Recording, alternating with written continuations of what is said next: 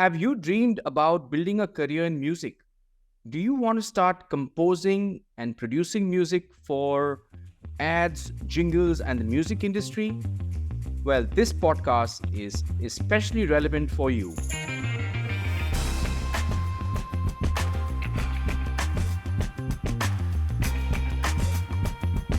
Welcome to the Zista Podcast, where we invite people from the industry and academia to answer questions that students have within a specific subject area. Today, we are focusing on music production, and joining us is Ashwin Vinayagamoorthy. Ashwin has been associated with music from a very young age, right from his high school days. He's interned with great people like G.V. Prakash. He's worked on fantastic projects like Vidhi Madi Ulta and Yadu Magi Nindarai, and he has established a successful studio by the name of Shimmr Studios in Chennai. In the current context, Ashwin produces music for movies, he works on a lot of independent projects, and a whole variety of commercial projects. Let's go straight into this session. Hi, Ashwin. Thank you for joining us here today. Hi, Amit. How are you? All good, all good. We're absolutely delighted that you're here today. And, what we're discussing is something which is really close to my heart. I play music too, so it's something that I really enjoy. And I'm delighted to be hosting this session with you. Awesome. It's going to be fun. We'll All right. go over a lot of musical topics. Fantastic. I thought I'd start by asking you, you've been totally steeped into music from a very young age, right? Even in your high school days, you were associated with music. You worked with some commercial projects, independent projects, even film studios. You own your own studio now, Shimmr Studios in Chennai, and you're doing some really good work in the film industry. I'm sure you're doing a lot of independent work as well. But what really got you interested in music? And when did you realize that, hey man, I can make a career out of this? That's a very long answer, but I'll make it very crisp. Okay. So in my early years, so I think it was LKG or UKG, my teacher caught me by the ear and said, call your parents. And my mom came to school, and I'm sweating here because my mom is very strict. And at least during my school days. And Sure. then all moms are very loving. But then, and so teacher pulls me out, mom's at school, and I'm sweating. And the teacher's like, the guy keeps singing in class. Please put him in a music class. And she never told me not to sing. She just told, please put him in a music class. He sings really well. And from then on, our Indian culture set in, and one class after the other. So there was music, there were vocals, there was piano. So all through my, schooling, I just kept doing music learning. At one point, I got to meet composer G.V. Prakash. And then it all just fell in place. So I went to his place wanting to be a singer because that was what I had extensively learned. And I had high hopes. So this was, I think, 8th standard, 9th standard. I was like, let me make a career in singing, or let me just sing all these songs. And he put me in front of a mic and said, sing. That's it. That was my audition. Sing. And I sang all these songs, and I come back into the room. And the first thing he says was, he stopped the recording and he said, don't sing. If you really want to make a career out of singing, stop everything you're doing, practice for like 5 more years, come back, sing here, we'll see, else drop it. And so that it felt very disappointing at that moment, but that also sparked a conversation of him asking, okay, what else do you do? And I said, I do piano, I do my own compositions, because you were performing in school, bands and all of that. And so that started off, and he said, just get yourself a Mac. I'll set it up myself.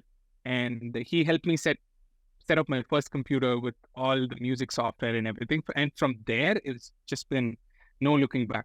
But that's how I got into music. But the spark as to why I wanted to continue music was I was just poor in physics and maths. So I was like, this was the natural progression of, somebody up there saying, you were made for this and not for this. And so I just took that path in. Ever since then, I've been winging it. Honestly, winging it. Oh, but it's not fair to say that it was just the music and math that guided you.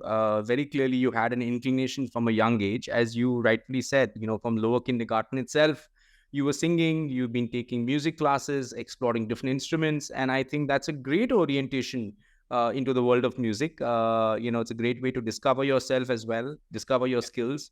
And I'm really happy that you walked down the path that you did, because look at you today. You're doing well, and I'm sure, given a choice, you wouldn't want to do anything else. It's something that you enjoy. Oh, absolutely, absolutely. I'm very blessed that the fact that the choices that I made, although was more a fun thing at that point.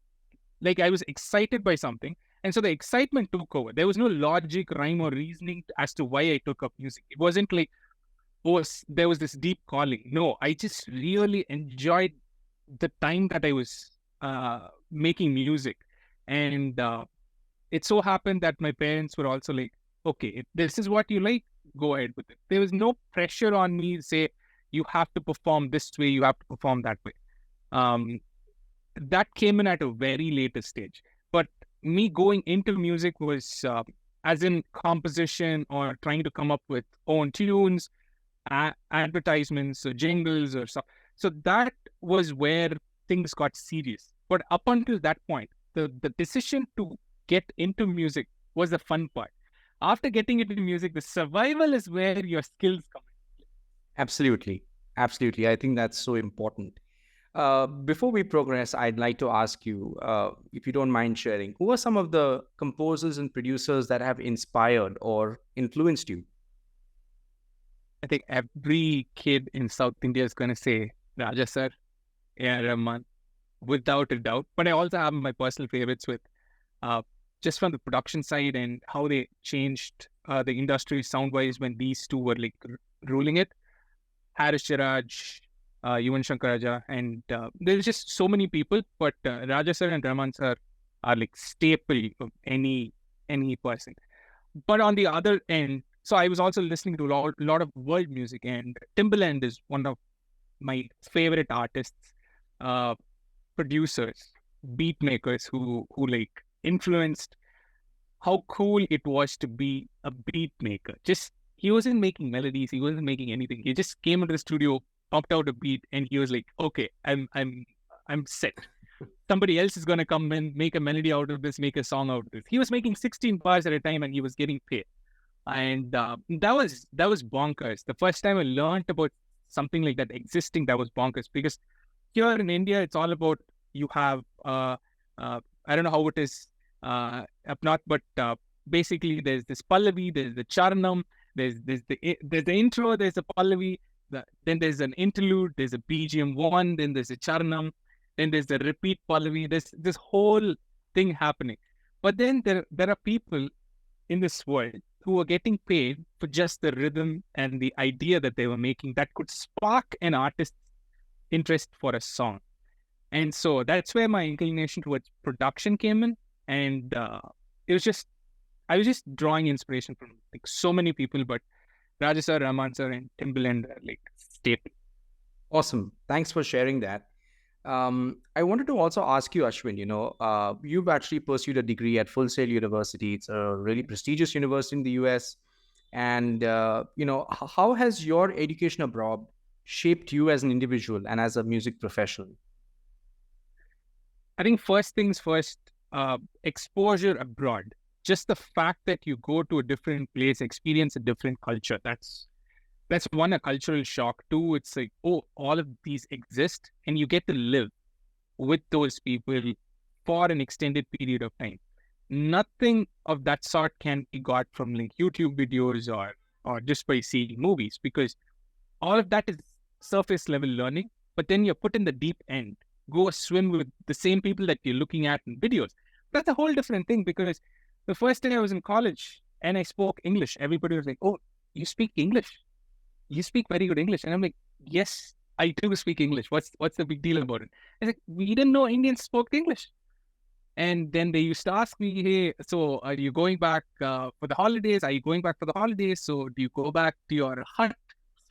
I'm not living in huts, man. We have houses here. So that's how how the world is like separated. But then abroad education kind of taught me that there are so many holes that you can fill in so many different places. That's how the opportunities come up. They actually don't know what's happening over here. We're at the grassroots level, and then us going there, getting exposed to their culture, bring all of that back here, just enriches our culture a lot more. So I would say that exposure helped me a lot. And Full Sail as a college is just massive. The technology that I was exposed to at that point was mind blowing. So the console that I have now, like this was inspired by Full Sail because we didn't have 6 people sitting on one console and learning. We had one console for each student, and there used to be 20, 25 consoles. So that was something that was a whole totally new departure for me from school, where you had one computer, 6 students looking at the same computer, to each person having their own workstation. And so that freedom, that level of exposure, that level of, just being thrown in to something that you've never seen in 18 years of your life prior to that, that was something that I couldn't have experienced anywhere else. And that's where Full Sail kicked in. And till to this day, I still keep telling people to, if you have the opportunity to go abroad and study, because like me, a lot of people are also blessed. There are a lot of scholarship opportunities. I would honestly tell them all to just open their mind and just go abroad and get that education. Not even abroad, like anywhere else. Just go out of your hometown, go to a different town, experience different cultures, and that broadens your palette a lot more. So I think you made a very valid point, in terms of the exposure, stepping out of your comfort zone. I'm sure that really shapes you and gives you so many life lessons. Staying at home is not the same thing as actually being somewhere outside and really exposing yourself to different facets of life, not just the education, but also what happens outside the classroom. And I think that's a really valid point that you made. I wanted to ask you, in the music production line, and let's say if you were to go a little granular, looking at the music business in terms of movies and films, what are the different work areas or roles that people can play? If you could just talk about that, I think it would really help students. Okay, so if somebody was to take up music and they said, what are the careers that I have? Right. Basically what you're trying to get at. You have so many. There's an artistic side and there's an engineering side. So if you just take the artistic side, you can become a session musician, which is like you can be a singer, you can be an instrumentalist, you can play on sessions, you can play with bands. So that's like a touring musician. You can play with other bands, you can make music for them. And so you get paid each session. Or you can take the role of a producer who makes stuff for other people, or composer who composes his own music, puts that out as an artist, and gets paid by labels or gets paid by their own royalties, all of that. If we're just looking, if you have to broaden it out a bit, if you can write, lyricists, so those people also have their own stream here. If you have the technical side, you can become an engineer, a sound engineer, your main man to a producer, where the producer can put in all the ideas and you can create it for him. So you can be the engineering head behind all of those records. So you can get that. You can be, you can also go the live route, where you can do sound for, let's say a Rahman concert.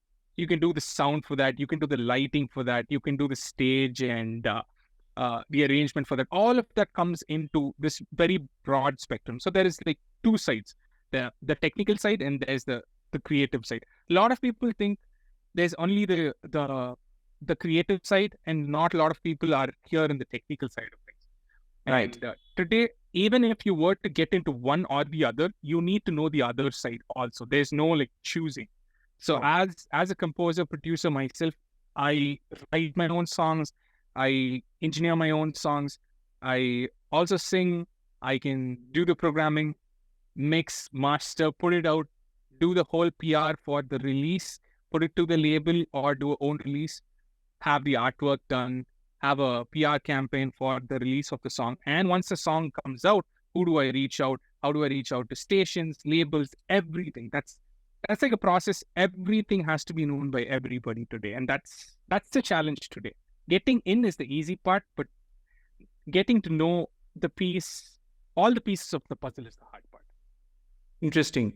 And the point that you made about marketing, and the management part of it, I think that's also a really important role, because not everyone is cut out to be an artist. Not everyone is cut out to be an engineer. But if you really enjoy music, you could even make a career being an artist manager, where you're really managing an artist and getting him or her gigs, and being involved in the marketing, social media marketing in the context of music or any form of entertainment is so important. So being a marketer, there's so many interesting roles that are connected to the core music business. So it's really interesting. And thanks so much for talking about that, Ashwin. So I wanted to ask you a couple more questions. Let's say there are some musicians out there, aspiring musicians, who may be thinking, should I look upon this as a full-fledged career, or should I do it as a part-time gig? So what would you say are some of the telltale signs, or what are the traits that students can identify within themselves to say, hey, I could build a career in this line? It actually boils down to what their life demands from them. So if they are ought to finish college, go out and give back 20K, 30K back into the household. That's a whole different scenario. Sure. And approach. And so at that point, it's a very different way to look at things. But in general, it takes a while to build any credibility in any form of art, let alone industries like any IT or IT company or any of that. Let's let that out of the question. So if you were to become a musician or an artist, it takes a process, because it takes a while to understand your own voice. It takes a while for people to understand what you're trying to do. So that has a bandwidth. So at that point, so let's say if somebody is expecting you to turn in a specific amount of money, I would still say take a part-time gig, because in today's world, you have a lot of work from home gigs that you can just spend about 4 or 6 hours and you have a decent pay. Still do that. Do this as your evening thing or your morning thing, and do that as your evening thing. You could do that. Just make sure you have a plan for the future. It's not like, okay, I'll keep doing this. I'll keep doing the artistic thing also. Let's say which picks up. That's never going to happen. At some point, you're going to have to say, this side is supplementing this side, or this side is supplementing this. You need to make that side clear. Which side are you going to pick as your main thing, and which is a supplementary side? And that's essentially what is the calling card. As you go, if you think the music thing is cut out for you, there's a lot more listenership, or people are calling you for ads, for singing, or for sessions, or your friends have all become big where they want you to accompany them on stage, and you're also becoming big through them. Then go with it and slowly phase out the technical side.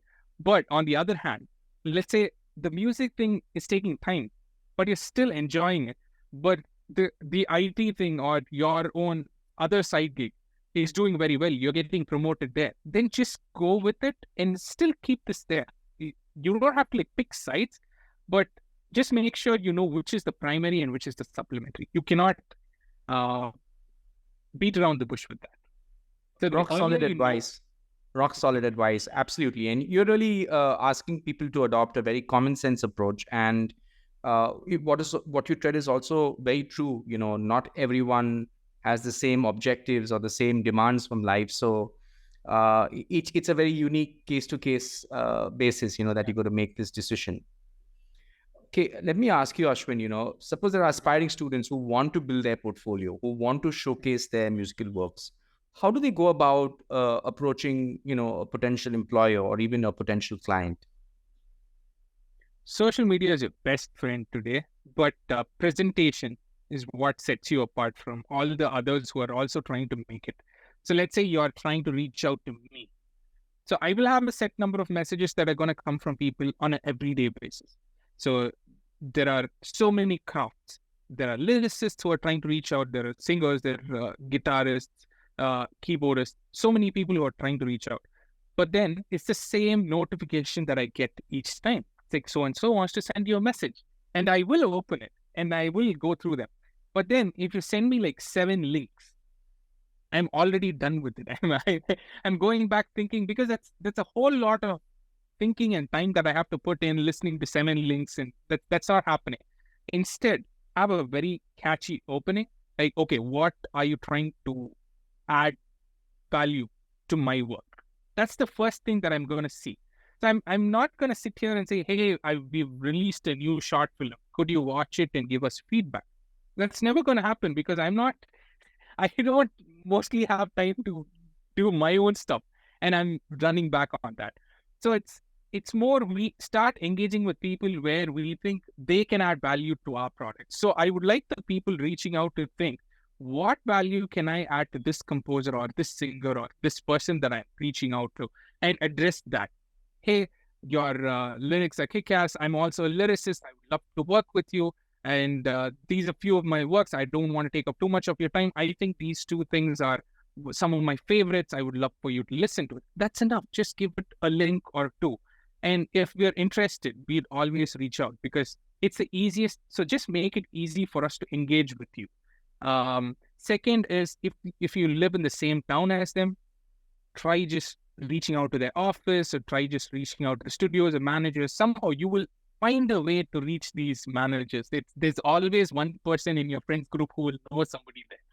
And just dig deep, find out that contact. Mostly people are, they have their email addresses out there. They have their office addresses out there. It's all there on the internet. You just have to sit there and find that out, and try reaching them out personally also. Just spend like 5 minutes, 10 minutes, reach out to them, and just a quick chat. Don't go sit there and be like, hey, for half a day, I want to do this. That's not going to happen. So give them the impression that you just want as little of their time as possible, because that's the easiest way to get them interested in listening to you. And I think that's the main thing. Today, it's not about opening doors or breaking doors anymore. The doors are already open. You just need to know how fancily can I deliver this envelope of mine into this office. That's pretty much it. So refine your knock, open more doors, and be proactive. I think you gave some really good tips. I think you covered a lot of points in terms of what students should do and shouldn't do. And I'm sure our viewers will find this, and listeners will find this really helpful. Lastly, let me come to a question, which is, how do you personally stay relevant? What are the things that you do to stay on top of your game as a music producer? 2 things. One is just keep following the trends. I think that's the easy part, but also disconnect from it, and also have time for yourself to like go into the deep end of the interwebs, or your old collection of storybooks or music, whatever. There's this, I think everybody would have experienced this, where randomly at night, you're just clicking on one video after the other, and suddenly you're watching cat videos after like 3 hours of YouTube surfing. And you don't know how you got there. But I'm saying tailor it to something you don't know. So if it's about music, or if it's about tech, just keep clicking random stuff and go into something that you never expected to go to in a musical way. And go there and spend time where you wouldn't really spend time. Learn about the fact of something that you've never heard about or never seen, and spend your time there. So as much as you are updated about the current trends, there's so much of lost information that nobody's paying attention to, where you can pick out gold and make that relevant in today's thing. I think that's how most composers work. That's like my secret formula. I'll start listening to stuff that people are not listening to. And that's where the actual gold mine is. Or something that people are yet to catch up to. So let's say go to top 100 of Latin America, or indie 100 of Latin America, and start listening to stuff there. And suddenly you will find something that's interesting. and that is inevitably going to land up in India in the next 6 months. So you wisen up, put that track out in the next month, you become the pioneer over here. It's actually a very simple trick to do. Just that you have to cultivate this superpower of knowing what is going to click from there to here. And that takes years of experience to know what is going to click. Because everybody has the same playlist, everybody has the same YouTube and information. It's just that where, what, how, and how do you apply it here? You just keep doing it, and there's that one day where one thing works and one after the other, everything clicks and you have a golden period for yourself. Awesome. I think, again, that was really good advice, and I'm sure students can act on this. Other music composers who might tune into this can act on this. So thank you so much for sharing this, Ashwin. And I must say, I've really enjoyed this conversation with you. I play bass. I play in a couple of bands here in Mumbai, and I've always been really passionate about music. In fact, my colleague Raj is a guitarist as well. So we've often joke that maybe within Zista we can start a band. But it's nice talking to you. I know KJ Singh, sir, who plays the bass. He used to play bass for the band Indian Ocean. Right. Amazing band. So many people know about it, and he's one of the players who's in Mumbai who I look up to. Just wanted to put it out there. And sure. There's so many amazing musicians, and sometimes in every city, I would say, you find musicians who, some of them, of course, are working commercially, doing well, but some of them are not so active, but they're still good players, and you get a chance to maybe listen to them when you go for an informal jam session or things like that. So it's amazing. There's a lot of talent in India, and I think what's really important is to channelize your talent, channelize your resources, and you can do something really good. And some of the advice that you shared, Ashwin, was absolutely bang on. So thank you so much for making time and coming on our podcast. Oh, thank you so much, Amit. It was my pleasure. I hope you enjoyed this session. I certainly did. Ashwin shared a lot of good advice, practical advice that you can follow if you're looking to build a career in the music industry. Subscribe to our channel on YouTube to get notifications for new content that goes live. Follow us on Google Podcasts, Apple Podcasts, and Spotify. Our handle is the Zista Podcast. Till we meet again, we'd say, stay curious.